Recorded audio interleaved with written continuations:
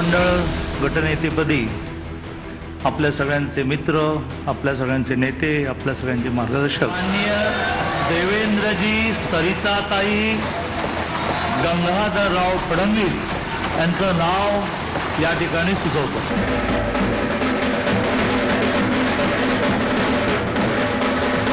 श्री देवेंद्र सरिताताई गंगाधरराव फडणवीस यांच्या नावाचा प्रस्ताव आपल्या समोर मांडतो। आदरणीय देवेंद्रजी फडणवीस यांचा प्रस्ताव मांडलेला आहे, याला मी मनापासून अनुमोदन देते। देवेंद्र फडणवीस साहेब यांचा जो प्रस्ताव मांडलाय त्याला मी अनुमोदन देतो। प्रस्ताव मांडला देवेंद्रजी यांच्या नावाचा, त्याला मी अनुमोदन देतो। देवेंद्रजी फडणवीस यांच्या नेता नियुक्तीचं संपूर्ण समर्थन करतो।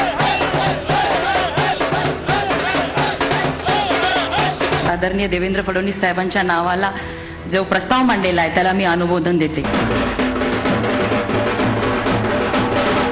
आदरणीय देवेंद्रजी फडणवीस साहेबांचा त्याला मी मनापासून खूप खूप शुभेच्छा देतो आणि मनापासून त्याचं समर्थन करतो। देवेंद्र फडणवीस महाराष्ट्रामध्ये किती आनंदाचा क्षण आहे, खूप आनंदाची बाब आहे, आनंद आहे। यासोबतच शिवसेनेचे जे नेते आहेत जी जी जी हाँ जी देखिए, general pulse of the people of Maharashtra ये इम्पोर्टेंट है। महाराष्ट्र का लोगों ने मैंडेट किसको दिया है ये इम्पोर्टेंट है। और मैं समझता हूँ जो भाजपा को इतनी बड़ी संख्या में जब एमएलए चुन के आते हैं तो स्वाभाविक mood off the nation, mood off Maharashtra ये देवेंद्र जी के नेतृत्व में है।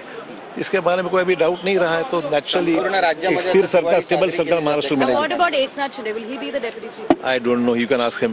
त्यांच्या पक्षातले नेते म्हणतात की आमच्या नाही तर काय सांगणार, तुम्ही त्यांनाच विचारा। फडणवीस पक्षातले नेते म्हणतात की आम्हाला वाटतं अजूनही एकनाथ शिंदेच मुख्यमंत्री मला माहित नाही, त्यांचा निर्णय आहे तो, त्यांना शेवटी हा निर्णय तिन्ही पक्षाचे नेते म्हणून ठरवतील।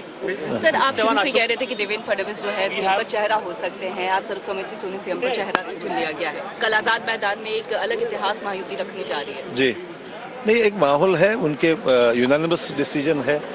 आज जो लेजिस्लेचर पार्टी की मीटिंग हुई बीजेपी की, उसमें एक यूनानिमस चॉइस रहा है।